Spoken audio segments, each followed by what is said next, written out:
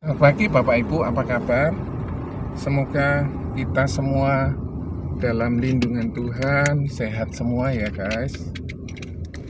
Guys, kepingin cerita sedikit. Hari ini mau rencana ke daerah Surabaya Barat, daerah mitra keluarga satelit sana kira-kira.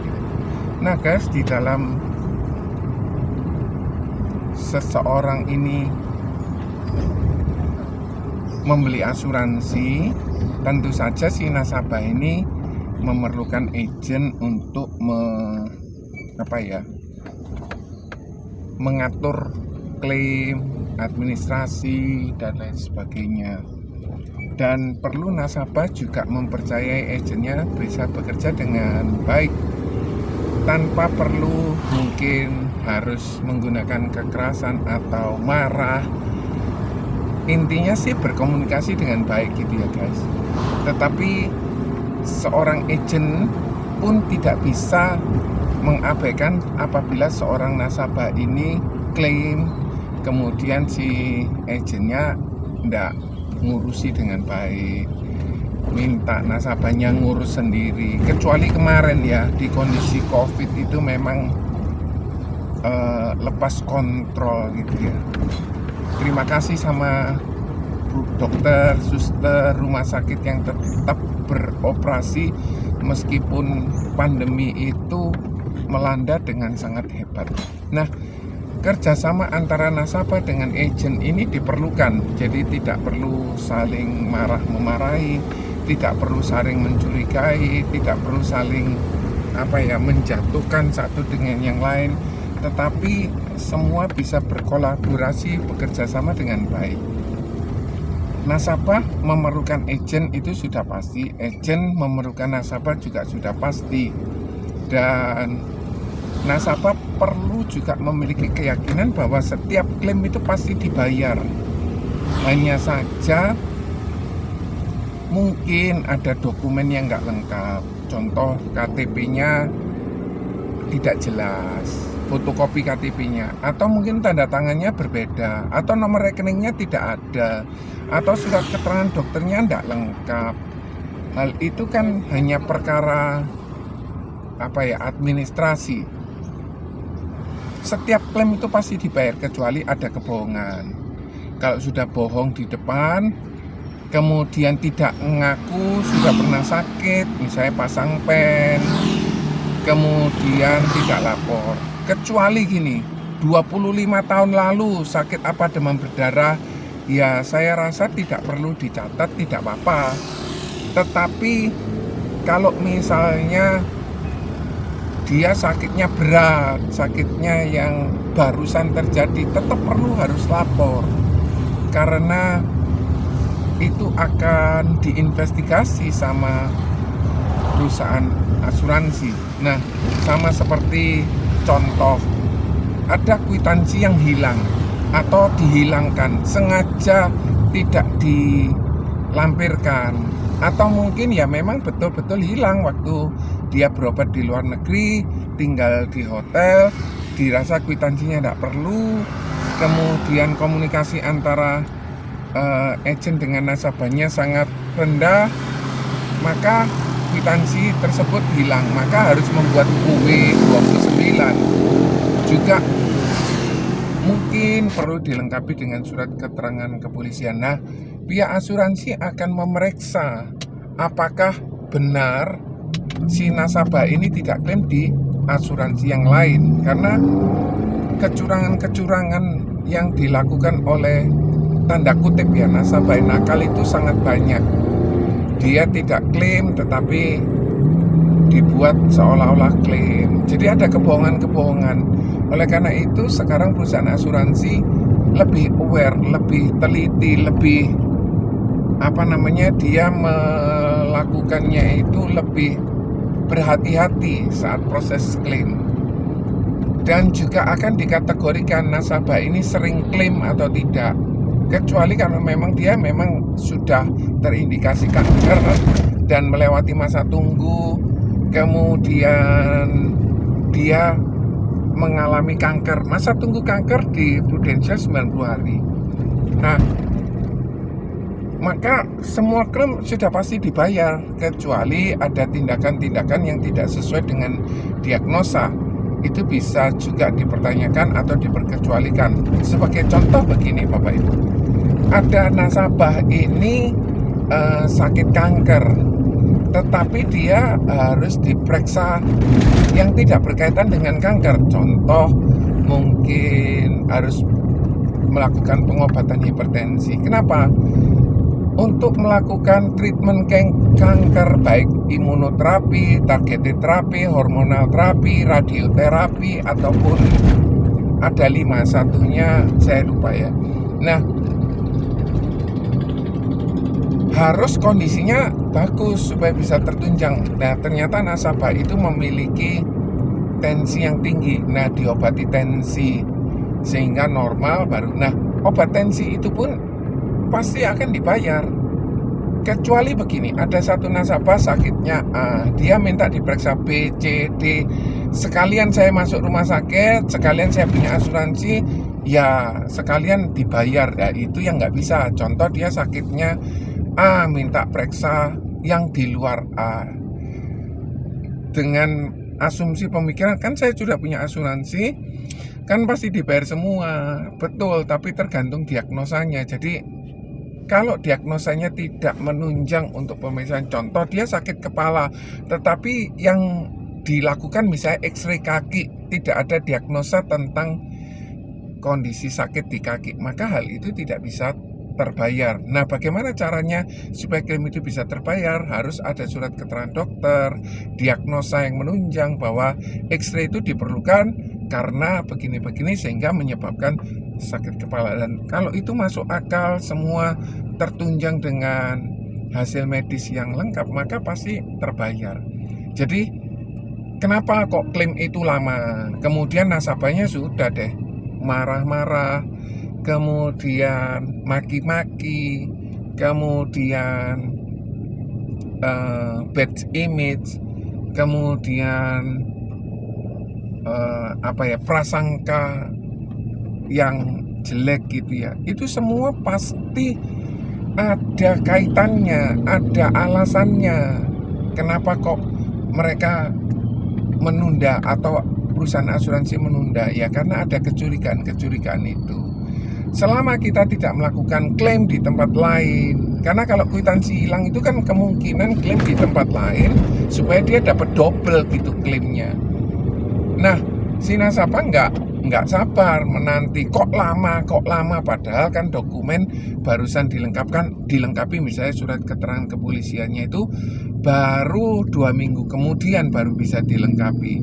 Nah kan proses kan harus dimulai dari awal lagi, diperiksa lagi, kemudian baru proses klaim itu dijalankan. Nah selama masa investigasi ini seringkali nasabahnya ini sudah langsung marah, dia tidak percaya bahwa perusahaan asuransi akan bayar. Nah, ini perlu kesabaran agent untuk memberikan penjelasan. Tetapi agent pun sendiri juga memiliki daya tahan untuk bisa sabar. Kadang dijelaskan dengan baik, nasabahnya marah. Dijelaskan dengan pelan, nasabahnya nada tinggi. Dijelaskan dan itu berkali-kali, akhirnya agentnya juga bisa marah dengan nasabah itu, sehingga agentnya memiliki pemikiran gini, saya ndak dapat polis dari bapak pun saya tidak apa-apa, lebih baik saya ndak dapat closingan dari polisnya bapak. Kalau misalnya tahu bapaknya itu marah-marah, dan marah-marahnya itu bukan cuma sekali 2 kali, dan kadang itu tanpa alasan begitu loh. Kemudian selama investigasi prosesnya akan jauh lebih lama, karena kan memang ada indikasi kecurigaan. Meskipun itu klaimnya besar atau klaimnya kecil, kan tetap mereka melakukan SUP perusahaan asuransi itu. Nasabahnya ingin klaimnya kebayar, tetapi ketentuan-ketentuannya itu dilanggar, kwitansi tadi dihilangkan.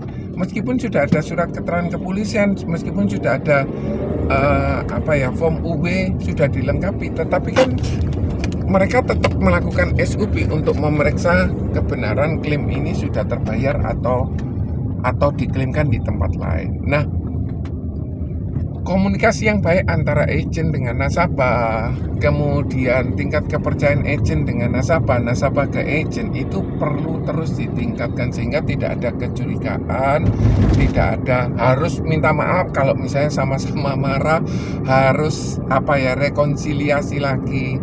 Jadi kerjasama yang baik ini tetap diperlukan.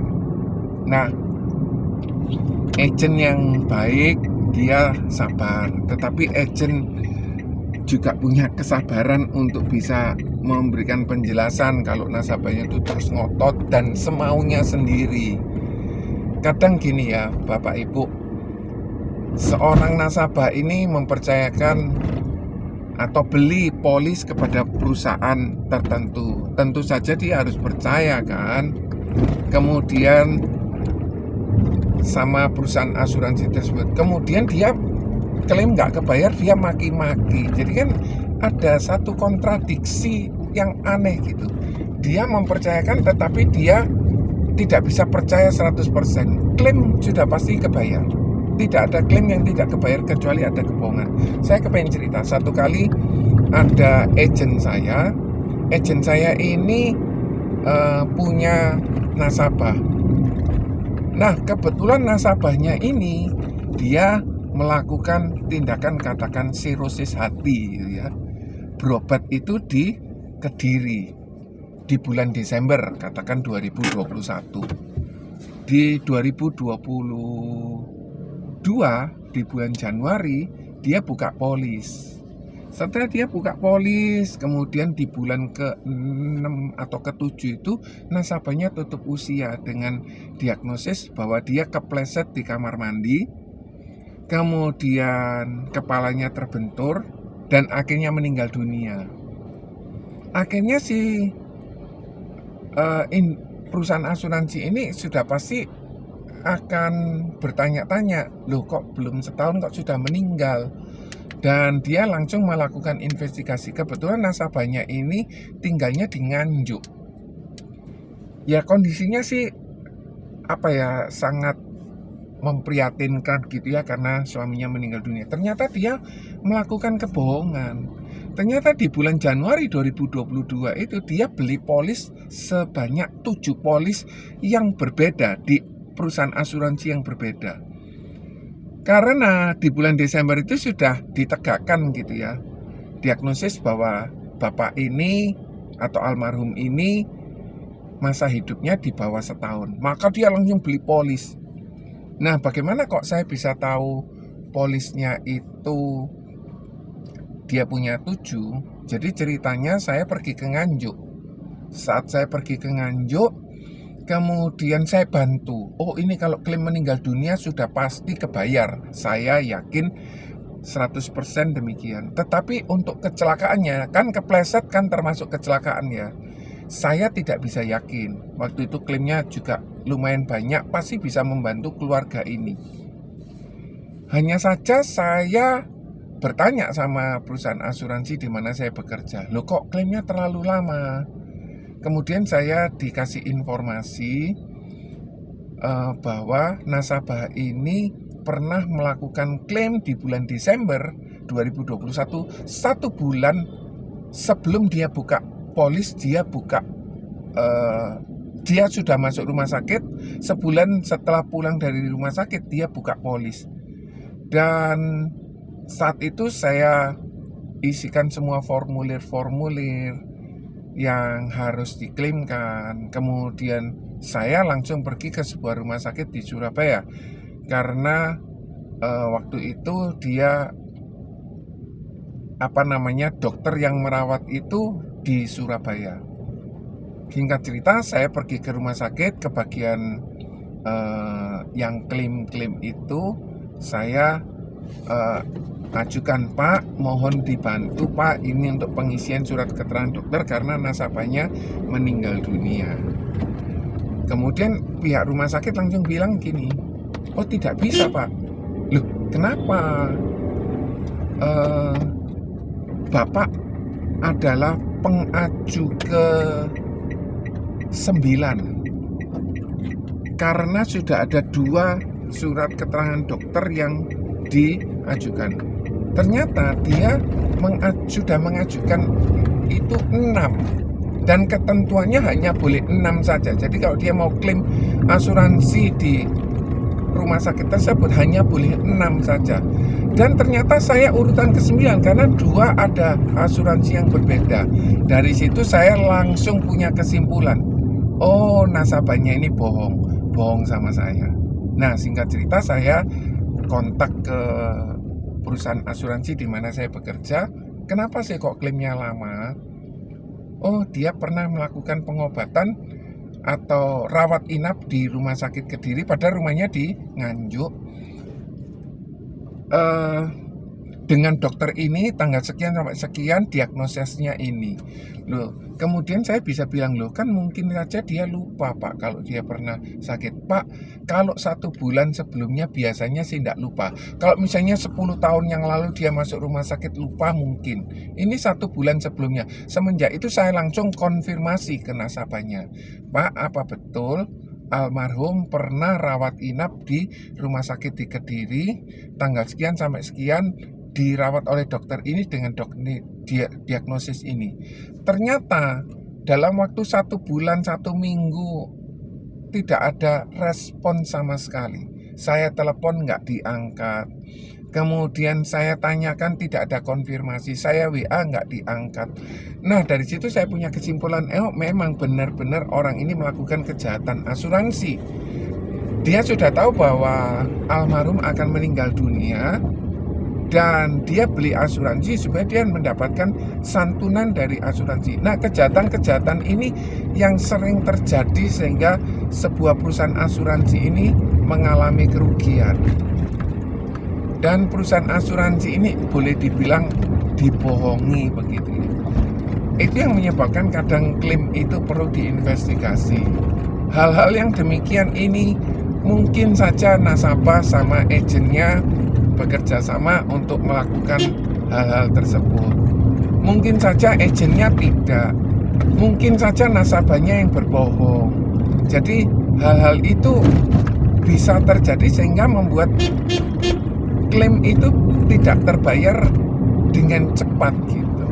Nah, kalau misalnya mau klaim terbayar dengan cepat, sudah pasti kwitansinya dilengkapi, surat keterangan dokternya dilengkapi, formulir klaimnya dilengkapi, fotokopi KTP-nya dilengkapi, fotokopi rekeningnya dilengkapi. Semua fotokopi harus jelas gitu. Kadang kabur gitu ya, ada fotokopi yang murah kabur sehingga nomornya tidak bisa teridentifikasi dengan jelas. Hal ini kenapa kok diminta sama perusahaan asuransi? Karena apabila perusahaan asuransi sudah salah transfer, misalnya nomor rekeningnya 01, ternyata yang betul itu 07, maka itu nanti akan menimbulkan proses yang jauh lebih panjang lagi. Harus narik uangnya dari bank, kemudian harus melakukan proses transfer lagi. Hal ini dihindari sehingga pada saat departemen klaim itu membayarkan, dia cek dengan nomor rekeningnya, dia cek dengan bank, sudah benar bahwa nomor rekeningnya benar, pemiliknya namanya benar, maka semua akan berjalan dengan lancar. Nah, hal-hal tersebut biasanya si nasabah tidak paham, sama sekali tidak paham. Oleh karena itu perlu agen itu mengkomunikasikan dengan sabar, sekali lagi dengan sabar.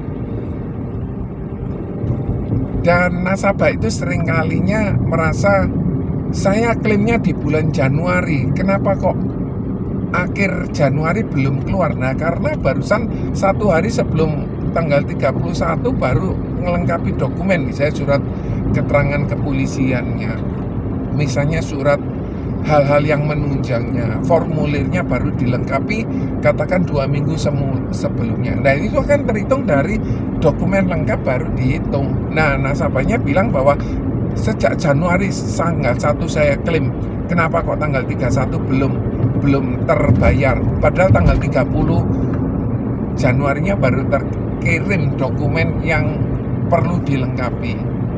Hal-hal ini yang perlu dikomunikasikan dengan baik.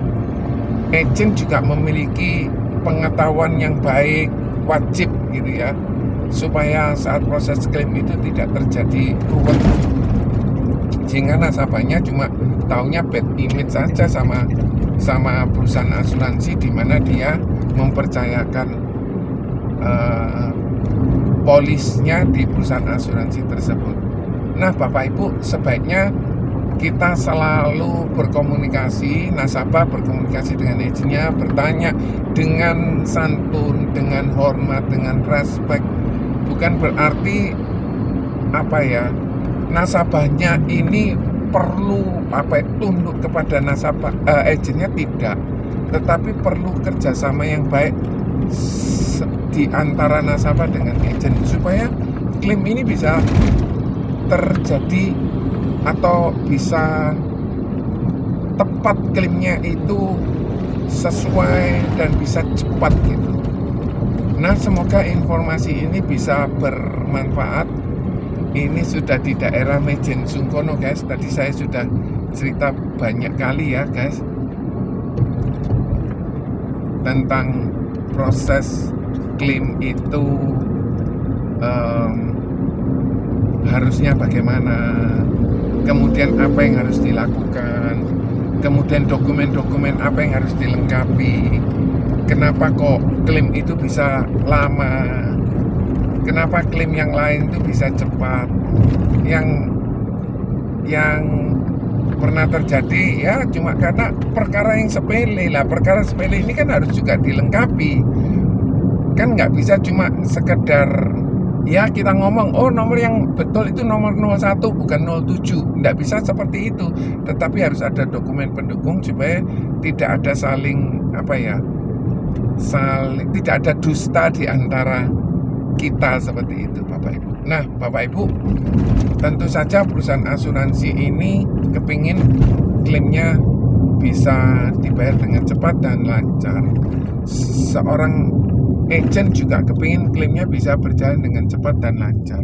Seorang nasabah juga kepingin supaya klaimnya bisa berjalan dengan baik, cepat, dan lancar. Dan komunikasi, sekali lagi komunikasi itu perlu dibangun di antara agent dengan nasabah sehingga tidak ada mispresentasi satu dengan yang lain. Nah, Bapak Ibu, sebelum Bapak Ibu nasabah, calon nasabah beli polis, sebaiknya bertanya lebih banyak. Kalau memang perlu ditanyakan kepada agen yang berbeda di industri asuransi yang sama, atau mungkin nasabah perlu sabar saat beli polis yang sesuai dengan kebutuhan Bapak Ibu. Jangan sampai misalnya ada agen yang bilang, toh Pak, tolongi kurang satu case ini, kemudian dia beli, ternyata produk yang dibeli itu tidak sesuai. Nah, ini akan sangat merugikan juga buat agen, merugikan juga nama agen juga jelek, merugikan nasabah, merugikan perusahaan asuransi, sehingga perusahaan asuransi itu diomongnya jelek. Jadi komunikasi yang baik itu sangat diperlukan antara agen dengan nasabah, saling menghormati, karena agen itu bekerja juga cari uang, dia juga bekerja dengan profesional, dia bekerja dengan hati, perlu diberikan respect atau mempercayai lebih baik, sehingga hal-hal yang klaim lama tidak terbayar itu bisa terhindarkan. Klaim tidak terbayar tadi ya, klaim tidak terbayar karena ada bohong, seperti yang tadi nasabah yang ada di Nganjuk, dia berobat di Kediri 1 bulan sebelum buka polis. Kemudian yang kedua, dokumennya nggak lengkap gitu. Nah, kalau dokumennya nggak lengkap seperti tadi, nomor rekeningnya nggak jelas, nomor KTP-nya nggak jelas. Yang ketiga juga masalah polis ini aktif atau tidak, polis ini terbayar atau tidak. Kadangkala polisnya tidak terbayar sehingga polisnya lapse atau tidak aktif, tetapi melakukan proses klaim sehingga proses klaimnya nggak kebayar. Nah, saat seseorang ini polisnya lapse atau tidak aktif, mau diaktifkan kembali, maka dia akan mengikuti masa tunggu ulang.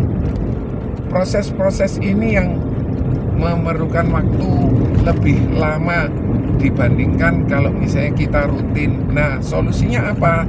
Kita bisa lakukan auto debit rekening, auto debit kartu kredit, sehingga permasalahan polis tidak aktif itu bisa terhindarkan. Juga perusahaan asuransi juga memberikan notifikasi bahwa ini waktunya bayar, saldonya habis atau saldonya tinggal sedikit, kemudian notifikasi ayo melakukan auto debit. Nah, itu semua sistem yang dilakukan oleh perusahaan asuransi untuk mengamankan hal itu, mencegah hal-hal tersebut bisa terjadi. Nah, Bapak Ibu, mari kita bertindak bijaksana, kita bekerja sama dengan baik, berkomunikasi dengan baik. Tentu saja agennya juga akan terus mengkomunikasikan dengan perusahaan asuransi di mana dia bekerja, sehingga proses klaim itu bisa berjalan dengan baik. Bapak Ibu, ini sudah di daerah Surabaya Barat, hampir di daerah Mitra Keluarga, daerah Kejaksaan gitu ya kira-kira. Untuk para agent tetap semangat ya, melayani nasabah lebih baik lagi, lebih sabar lagi, lebih informatif, lebih komunikatif, lebih memiliki tingkat edukasi literasi keuangan dengan baik, lebih bertindak bekerja dengan profesional, lebih paham produk lagi. Untuk nasabah, mari kita bertindak bijaksana, lebih berhati-hati. Saat membeli polis, belilah sesuai dengan kebutuhan. Saat membeli polis, bertanyalah lebih banyak, pahamilah sampai paham baru beli, sehingga hal-hal yang buruk mungkin terjadi bisa terhindarkan. Klaim yang lama terjadi bisa terhindarkan. Masalah klaim tidak terbayar bisa terhindarkan. Tentu saja nasabah jangan ada kebohongan gitu. Pernah sakit apapun, sakit berat, nggak lapor. Katakan dalam waktu 5 tahun pernah sakit, pernah rawat inap. Misalnya 20 tahun lalu pernah klaim di sebuah rumah sakit, pasang pen, ya tetap harus lapor, sehingga nanti akan dipertimbangkan sama perusahaan asuransi itu. Perusahaan asuransi itu mau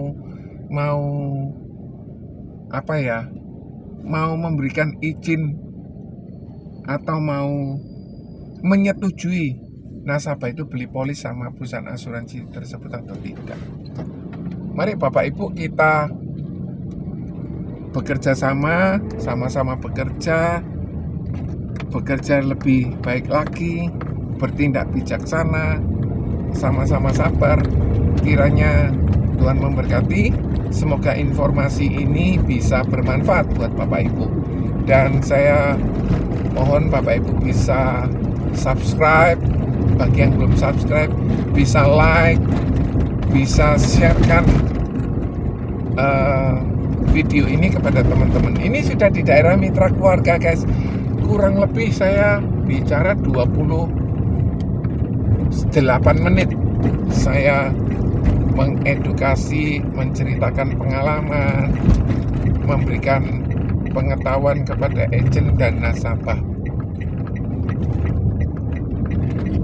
Ini tanggal 8 Desember 2022 pukul 6.20 di daerah Mitra Keluarga Satelit, daerah satelit gitu ya guys.